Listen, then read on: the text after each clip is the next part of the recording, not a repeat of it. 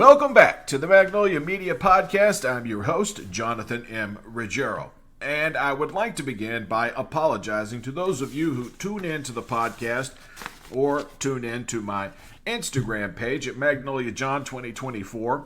We did a podcast because it was taking so long to settle the issues that our payment provider, or at least the payment provider for our publishing software, did an investigation to figure out what had happened to our payment info.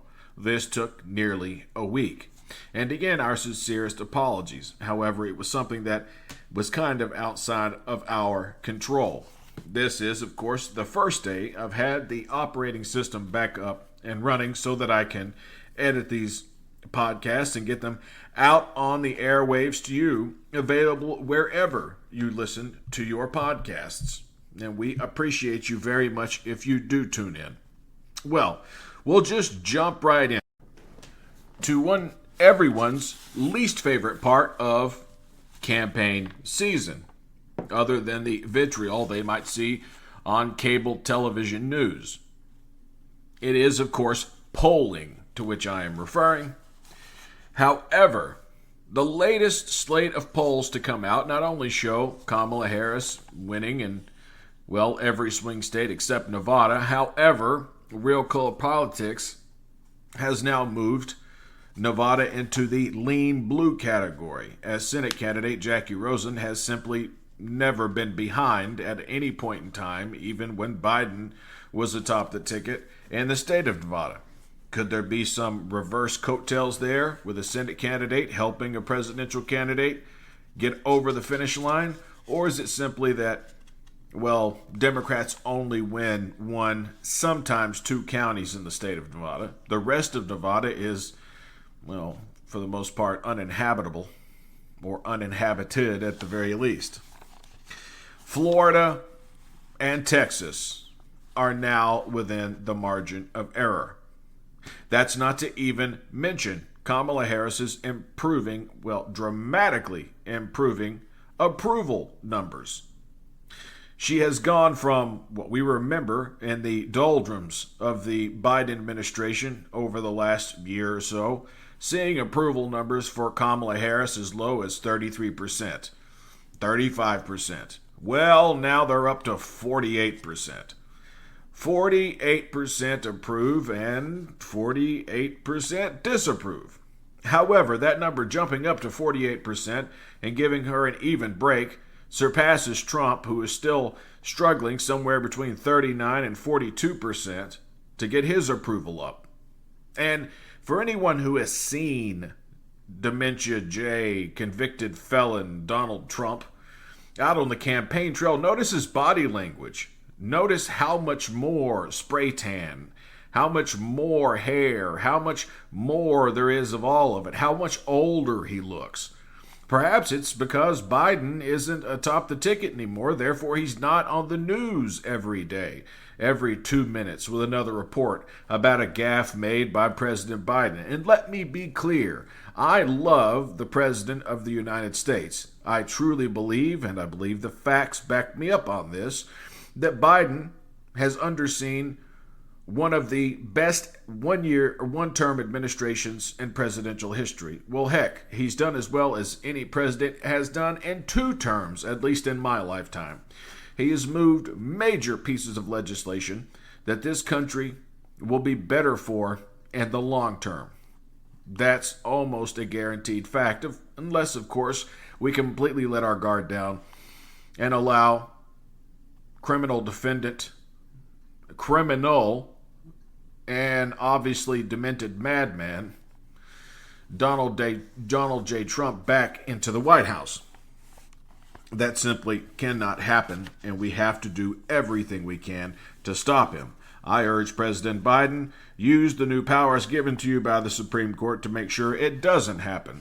But if we want to be democratic about it, and we do, we can turn to the numbers that have been coming in, a deluge of numbers. Now, again, going back over a month or 2 months or 3 months ago, if you've been listening to this podcast, you know we don't like polls here at the Magnolia Media Podcast.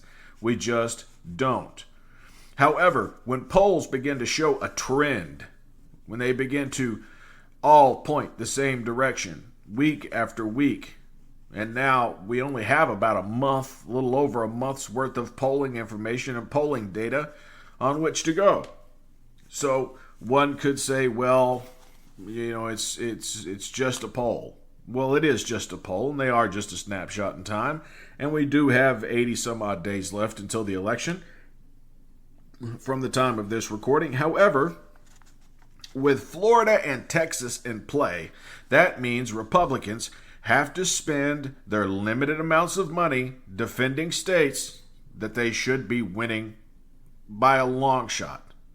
I mean, after all, there are 1 million more registered Republicans than Democrats in the state of Florida, and on last count, there are 500,000 more registered Republicans in the state of Texas than Democrats.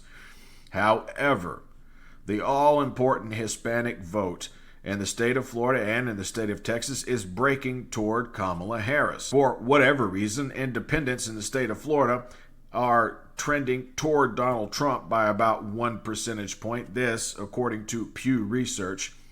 And again, it was reported on Fox News website, so take that with a grain of salt, if you will.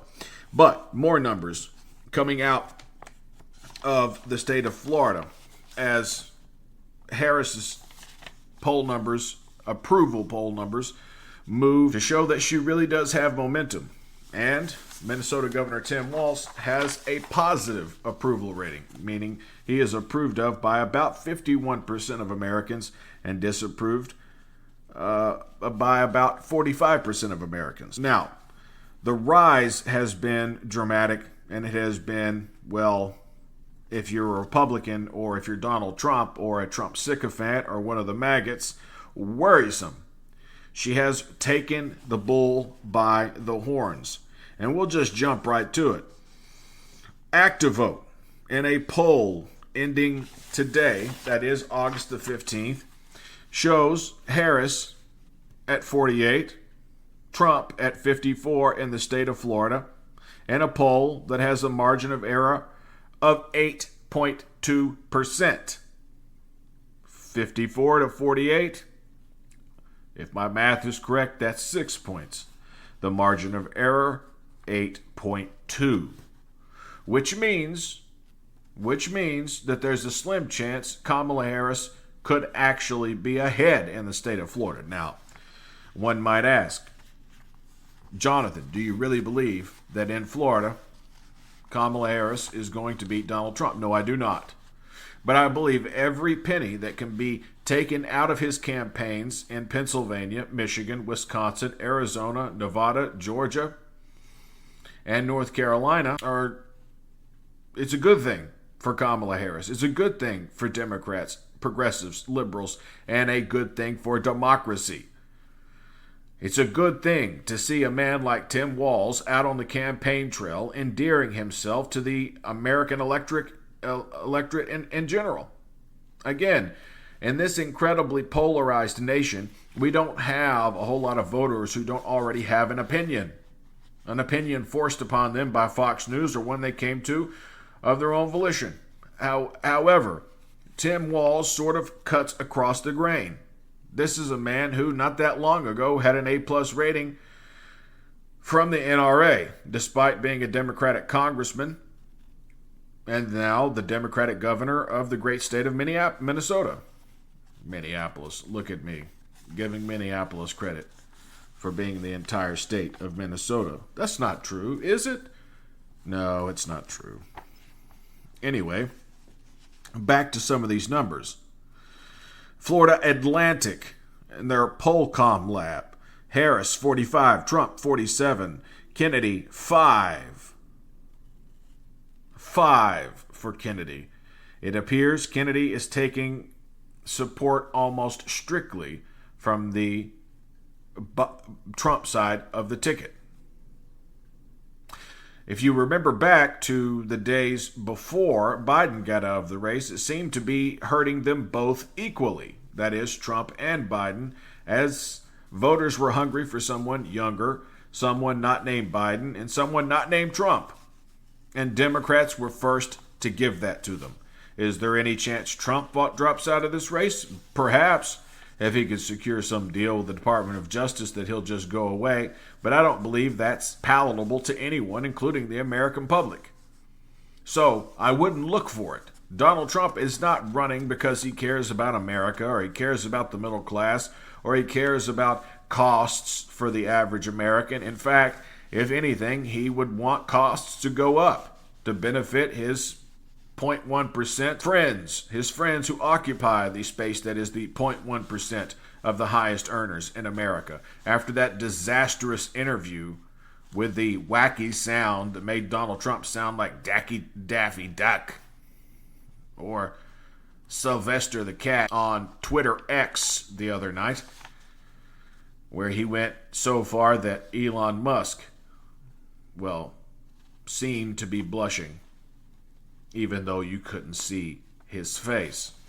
Of course, I did not tune in, and the numbers are, well, whatever Elon Musk says they are. And of course, to get Twitter to register you as a viewer, I believe you only have to view the video for some number of minutes between 1 and 4 versus a cable news show where you have to watch 45 minutes of the full hour in order to get a ratings number for that. So when 2 or 3 million people sit down for a full hour of MSNBC or Fox News, does that count more or less than the supposed 57 million, 74 million, 47 million? We've heard all sorts of numbers from the Twitter X team, but we can't get a direct answer because we're dealing with America's second worst petulant child and sociopath, Elon Musk. We don't know if those people watched for 30 seconds, for 5 minutes, or for the entire 47 minutes it took to work out the technical difficulties, which still left Trump sounding like, again, Daffy Duck, and at times drunk or completely out of it. Now, I don't believe Trump was drunk, and I don't believe Trump was out of it. I do believe it was a technical issue. That doesn't mean Trump's not out of it. Of course, he's out of his effing mind, and we all know that if we listen to him on a regular basis. So, again, Florida Atlantic. At their Polcom lab, Harris 45, Trump 47, Kennedy at 5%. If you prefer head-to-head, it's Trump 50, Harris 47. This poll's margin of error, drum roll please, 3%, meaning that Kamala Harris could very well be leading in the state of Florida. Let me say that again. Kamala Harris could be leading in the state of Florida. And one would have to assume that this would bolster the Senate candidate running against Skeletor, a.k.a. Rick Scott, one of the worst MAGA senators in all the United States Senate and all of U.S. politics. He is a loathsome character, a man who cannot be trusted, a man who would privatize Medicare and Social Security tomorrow if he had the opportunity. A truly disgusting and pitiful creature. And when we talk about these incredible approval numbers that Vice President Kamala Harris has managed to put together, if we go back to mid-July, she was way underwater. When she first took the reins of the Democratic ticket, and if we think back to May, when she was at 39 or 38 or even 37% approval, depending on the poll or your poll of choice, things did not look good. I'll just come right out and say it. Things looked pretty darn bad. But since becoming the Democratic nominee, since having such a successful choice in Tim Walz, we've seen that approval go through the roof, at least in the terms of modern American politics. Things don't shift by 20 or 30 points anymore. Things shift a little bit at a time, over time, until one candidate has a stranglehold on the other. That is, in the cases where one candidate completely outperforms or outshines the other. It's just that simple. And right now, Kamala Harris is doing a number to Donald Trump. Not just in the polls, but I believe his mental health is deteriorating even faster now that his crowd size is, well, anemic, and that's being polite. And he's lashing out, claiming AI is responsible for the massive number of people awaiting her arrival in Michigan just this past week. It's driving him insane. In fact, in his last press conference before the disastrous Twitter X fiasco, which he didn't learn any lesson from Ron DeSantis announcing his campaign on Twitter X, which was 25 minutes worth of waiting and then another 25 minutes worth of sound effects interrupting every other word the would-be presidential nominee at the time had to say. So, Elon Musk, the kiss of death to political campaigns and political candidates. Moving on to Texas, active vote, Harris, 47, Trump, 53. That's a 1-point improvement from Harris's since the last poll done July 18th through the 25th. Quoting active vote, quote, the overall poll of polls done in the state of Texas have overwhelmingly been done by Republican polling firms. Therefore, you're going to get a skewed overall number. So for all we know, Kamala Harris could be in a dead heat with Donald Trump. It could be a 1-point lead for Trump. It could be a 1-point lead for Harris. Although we must capture another Senate seat. If we're going to elect a Democratic president of the United States, we need to give her the majority that she'll need to govern. Especially with the changes that need to be taken to control this out-of-control, right-wing, Christo-fascist Supreme Court of the United States. One that's so bad that they even embarrassed Amy Coney Barrett, who wouldn't sign on to all of the Trump immunity nonsense. And of course, we need to expand the court out to at least 15 members. And we need to pass legislation that says you can't do that again for another 30 years, 40 years, 50 years. Republicans can't get the votes together to kill legislation like the Affordable Care Act that they'd been harping on for over a decade. Finally, given the opportunity, they still couldn't do it. As a matter of fact, the only thing Republicans can do at this point is fly around the world, worship dictators, denigrate the United States over and over and over again, talk about what a horrible country it is, and then wrap themselves in the flag and claim to be patriots, even after promoting those who are incarcerated for the January 6th coup attempt on the House of Representatives. I mean, Donald Trump has this creepy, spooky January 6th national anthem that's played before every Trump rally. Perhaps that's why there's only 1,500 people jammed in like sardines to just a few seats in a stadium that seats 10,000. And then you see primetime campaign events in states like Arizona, Michigan, Wisconsin, Nevada, where Kamala Harris is speaking to a packed house, and basketball arenas that seat 21, 22, 23,000 people piling in, chanting nonstop, one of the most raucous campaigns that I have seen since 2008. And I hate to draw those comparisons because, again, they were both, well, in 2008 it was the first black man, and in 2024 it's the first black woman, despite what Donald Trump has to say about it. Because it's embarrassing to even mention the things he had to say about her in front of the National Association of Black Journalists when he said she had recently decided to become black. One does not recently decide what race they are or are not, especially when she went to an HBCU, a historically black college or university at Howard, and is in the oldest black sorority in the United States, and made that very clear going all the way back to 2020 when she was the vice presidential candidate.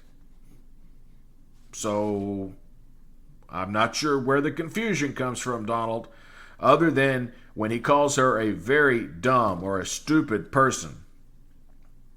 Trump insiders like Michael Cohen and Scaramucci, the Mooch, a man who I still find to be quite despicable, despite the fact he's making his rounds on, quote, liberal, unquote, media,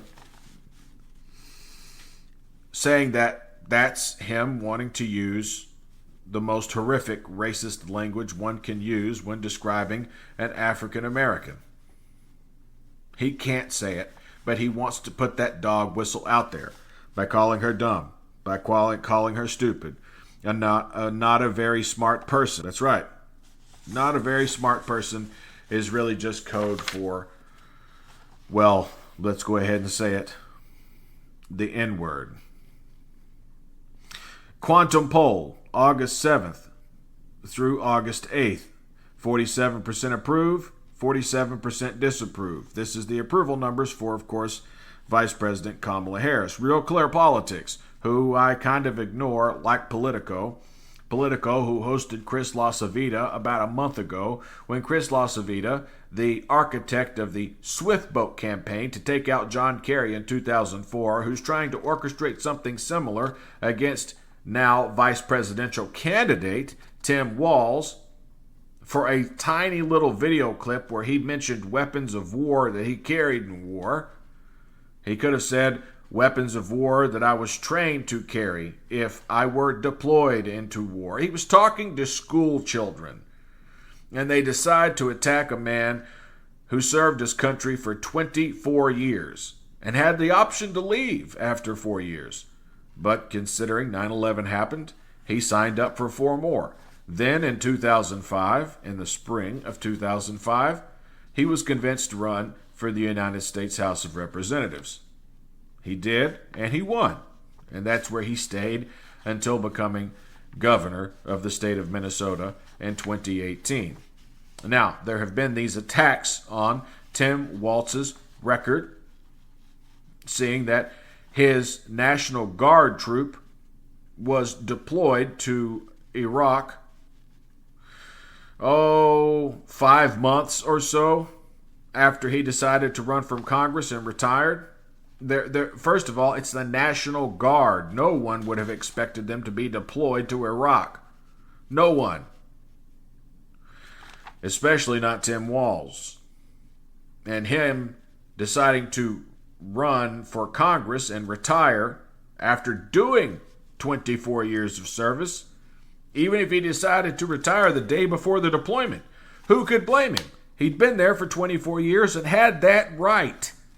He had that right because he gave up that much of his life to serve this country. And we won't even do that to J.D. Vance, a man who gives us all goosebumps because he's so creepy, so weird, so pathetic in so many ways.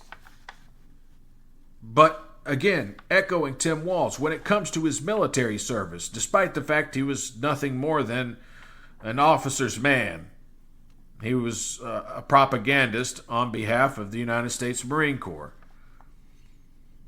So, echoing Tim Walz, the only thing I'd have to say to J.D. Vance about his, lackluster service to the United States in the military is thank you for your service. And God bless. The Pew Research shows that an 8% improvement overall for Harris in the numbers since May. Since May. She, in the Pew polls, has a 44% approval, surpassing Trump, who is at around 40%. Some polls have him as high as 42%. And if you look at the breakdown of voters across this country and across states like Florida and like Texas, we see Hispanic voters breaking heavily for Harris. We see a resurgence of young voters, enthusiasm for young voters, streaking for Harris. You can feel the electricity when you watch a Harris campaign event. You can see the energy in the crowd when, hopefully, future Vice President Tim Walz takes the stage and gets everyone fired up. You see the same bolt of electricity when Harris takes the stage. And they say, well, it's the Democratic honeymoon. Well, what about the honeymoon that was supposed to be the RNC convention? Then the Trump assassination attempt? And then Trump's pick of J.D. Vance as vice president. All of these things are supposed to be a boom to a campaign. It's supposed to offer them some gusto. It's supposed to shoot their numbers up. But we've seen Trump's top-end number with Republican voters max out at about 72%. That means his ceiling is 72%. While Democratic voters' enthusiasm for Kamala Harris is at 83%, meaning she can still go up. We don't know what her ceiling is yet. In some polls, you have a 94% favorability rating among Democrats. And perhaps that 6% are either disaffected Democrats who vote for Republicans in states like Pennsylvania and former union states, or states that had a lot of union jobs, as Democrats lost their way for a good period of time in American history. As someone who loves American history and loves political science, Democrats very much lost their way. Democrats had the brand equity that was the party of the people, the party of the working class, the party of unions. And of course, this was at a time when unions more or less ran the country. Unions were an integral part of everything that happened in the United States.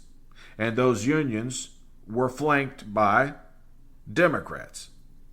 But as more and more money was needed to run for political office, and of course everyone has ambition, especially those who run for political office, the money was just too much. Democrats warmed up to international corporations, and under Bill Clinton, we had the North American Free Trade Agreement, which strained manufacturing and those legacy jobs that had been in small towns throughout America even more than they had been stressed during the Reagan administration when trade with China was okayed, which meant all of those firms closing up here in the U.S., closing their manufacturing centers, killing off entire towns, killing off entire cities, and moving their operations to the Far East. And that's where we have the political breakdown today, as Democrats have moved back to becoming the party of the people, becoming a party that doesn't have the same sort of relationship with banks, a party that wants to work with millionaires and billionaires on taxes so that they are paying their fair share, but they're not paying such an enormous amount in taxes that it seems like some sort of punishment, that it seems punitive in some way. We don't want that. We want it to be direct. You're going to pay your fair share. And if you do, we can cut taxes for everyone else. You've basically, robbed blind at this point.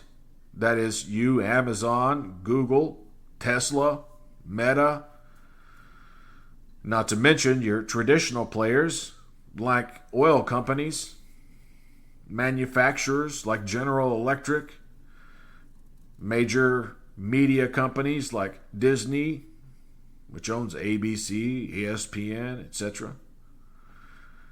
We need to see this type of movement against executives at companies like Apple and against people like Elon Musk.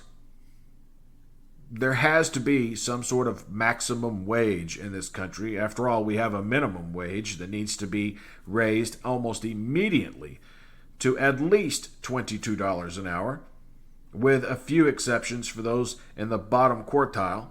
So if you are in the bottom 20% of costliest places to live in the United States, in, say, southern central Mississippi somewhere, and you can prove that with the right paperwork, then the IRS can waive your minimum wage standards down to, say, no less than $15 or $16 an hour. There is no dignity in work unless, of course, your work produces a six-figure income in this country anymore. The average rent in the United States is now over $1,600 a month. It's very difficult for a single person working to support an entire family, meaning that the American dream is getting harder and harder to attain.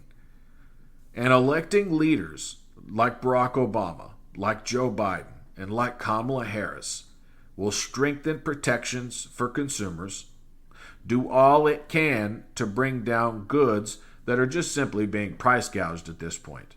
The latest economic news shows that inflation is under 3% for the first time since the end of the pandemic in 2022. Under 3%.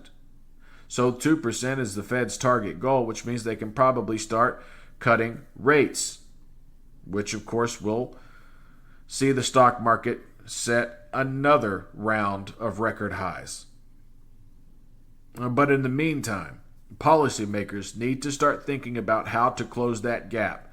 And with our political system, where so much money can be poured into the campaigns of Republicans who are held to an entirely different standard for whatever reason, Democrats could never be unpunished by the mainstream media in this country, the corporate media in this country, for doing 10% of the things Republicans do on a daily basis, including lie, and lie some more.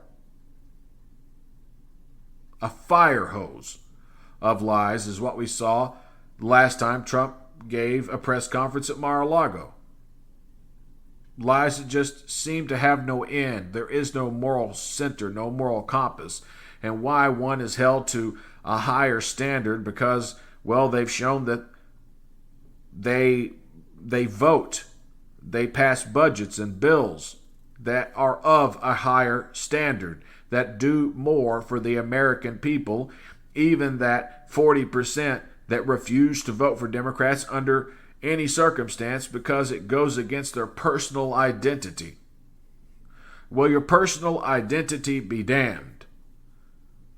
I'd rather do as Tim Walz said and mind my own damn business when it comes to what my neighbor does at the exam room with their doctor, what decisions they make about their life, whether they're gay or straight, whether they decide to have children or not have children.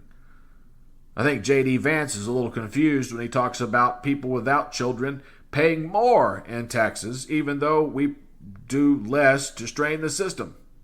We require less food, less gas, less travel back and forth. We never have a screaming incident on an airplane because we would be summarily dismissed from aforementioned airplane because we're adults and we don't have any children. So if someone in our group were screaming or crying, it would be a 40-year-old man or woman.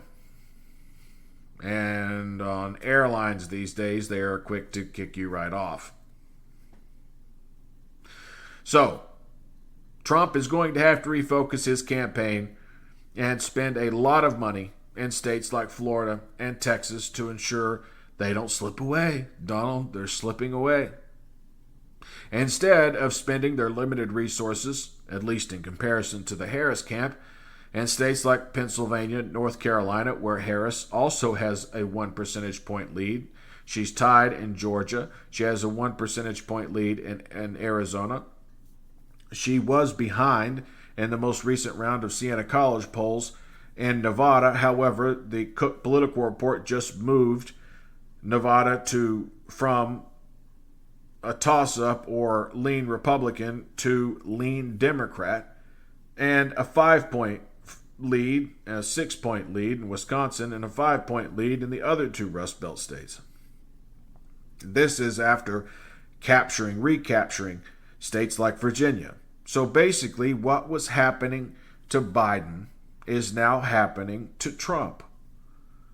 We started to see polls that showed a tightening in Virginia when Biden was atop the ticket. We can't lose Virginia. I don't know a Republican from Virginia. The same is, of course, true with a state like Minnesota.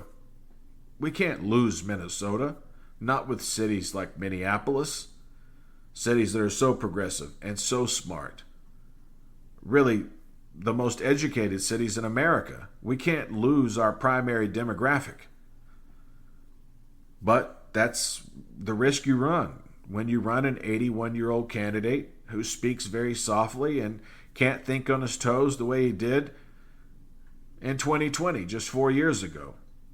Well, 8 years ago in 2016, Donald Trump was a fire truck, showing up and just blasting in every direction. It didn't matter how much of it was lies, how much of it was insincere, how much was just pure nonsense. That's what Donald Trump does. But he's not running against Hillary Clinton. He's not running against a candidate who was summarily dismissed by a large portion of the country because she's very difficult to like. And it's difficult for her to wrap her mind around the fact she's not Bill. William Jefferson Clinton is one of the most gifted politicians in the history of American politics. Whether it's working across the aisle, working within his own party, or giving a rip-roaring speech to a crowd of fawning supporters. Whether they're his supporters or, like the second to last night of the DNC in 2012 when he gave a 47-minute speech to a crowd to support President Obama. I tend to believe that speech helped Obama win a second term in 2012. In 2012, it wasn't the honeymoon that was 2008. And speaking of honeymoons, what about that honeymoon, Donald? What about that honeymoon that you were supposed to get from being shot at by another Republican, another deranged, xenophobic, anti-Semitic Republican shooting at Donald Trump? Or stopping for a moment to consider what the Democratic National Convention, and of course the selection of Tim Walz, has done for Kamala Harris. And of course, Joe Biden stepping aside. Look at what Joe Biden stepping aside has done for the Democratic Party. It's added enthusiasm. It's given us a younger candidate, which is what 76% of Americans told us they wanted. They told us they wanted someone other than Dementia J. Trump or Joe Biden. And the first party to give them that will win. And Democrats were the first to give them that. No matter what happens from this point forward, and no, I'm not suggesting that Donald Trump is going to drop out of the race. After all, his life literally depends on winning this race. And at this point, things don't look good. But to pick up on the tagline being used on the stump by Kamala Harris, they are, of course, the underdogs. Anyone who would have mentioned way back in, let's say, January, we should run Kamala Harris atop the ticket instead of Joe Biden, would have been laughed out of a room of Democratic consultants. After all, her approval rating was in the 30s. So was Trump's, but she just seemed a very difficult candidate to compete against Donald Trump. However, Trump has been unable to attach some moniker, some nasty nickname, like Lying Joe Biden, or, whatever nickname he came up with for Hillary Clinton. Nothing seems to be sticking. Meanwhile, he's watching his campaign event shrink, and he's watching hers grow. He's becoming more and more frumpy, shoulders down, nasty scowl on his face, and instead of being on message and talking about policy, he's talking about crowd sizes because he can't get it out of his narcissistic personality disorder infected brain. And that's great. Wonderful. I'm glad Democrats are doing so well and that this upcoming election doesn't fill us with dread the way it did just a little over a month ago, especially after that June 27 debate between Biden and Trump, where President Biden basically went out and just laid an egg. However, since that time, Biden came to a decision and was sort of nudged to that decision by Speaker Emerita Nancy Pelosi, again, the savviest politician in Washington, D.C., and I don't know how long, at least in my lifetime. And then he was persuaded a second time on national television on August 10th by Nancy Pelosi. After saying he would stay in the race no matter what, Nancy went on his favorite morning news show, Morning Joe, on MSNBC, and encouraged him to make a different decision. She didn't use those words. She just said she wanted the decision to be his. Well, he had just said 2 days prior that his decision had been made.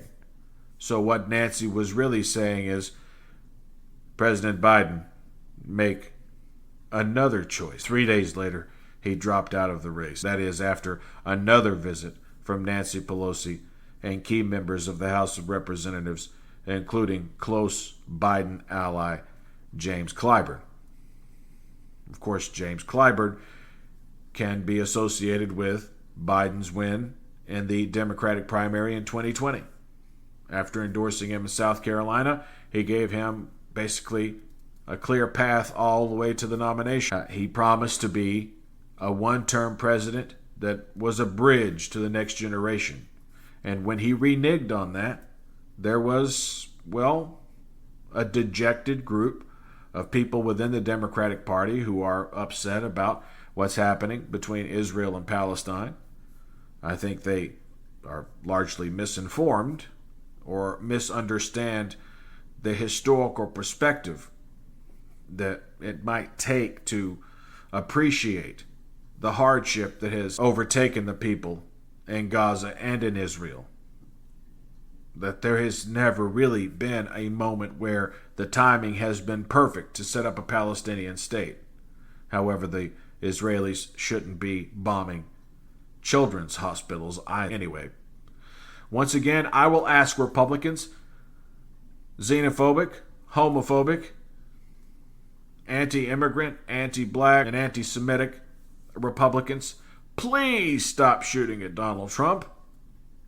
For the rest of us, make sure you're registered to vote. Go to vote.org to make sure you are up to date so that your ballot won't get thrown out in a state like Georgia or Florida or Texas. Because we might be able to win this thing. We might be able to salvage the Senate. And I'm almost certain we're going to take the House. So, again, go to vote.org and make sure your registration is up to date. If you enjoy our podcast, please go on Instagram. Follow me, Magnolia John 2024. I do Instagram lives there. If we have another incident with our software going down, I can always do an episode from an IG live.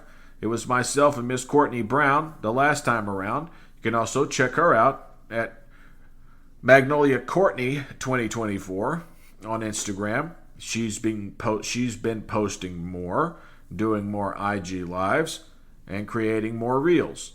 All of it political, all of it talking about this race and about the state of politics across this country.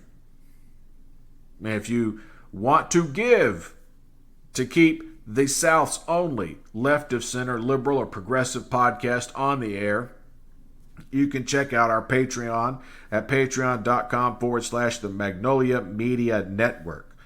You'll see the black Magnolia Avenue street sign and know that that's the one. It's $5, and we appreciate you oh so very much for helping us. Forward this podcast to someone who, well, doesn't listen to political news that much. After all, what we do is aggregate all the news that we can pull together so you don't have to. For those of you who live busy lives and don't want to sit and listen for 5 hours a day to the political news in the mornings, in the afternoons, in the evenings, every free moment you get, watching either MSNBC or CNN, I'm going to just pretend that there are people listening to this podcast who don't even bother with Fox News because they know that's not news, that's propaganda. But we know that Fox News is also one of those sources. We carry them all. We cover them all on a daily basis, at least 3 times a week, so you don't have to. Giving you not just our subjective view, but 100% reality and 100% truth. After all, the truth is not something that has more than one meaning. The truth is the truth. So, until next time, this is Jonathan M. Ruggiero with the Magnolia Media Podcast. Until next time, be well.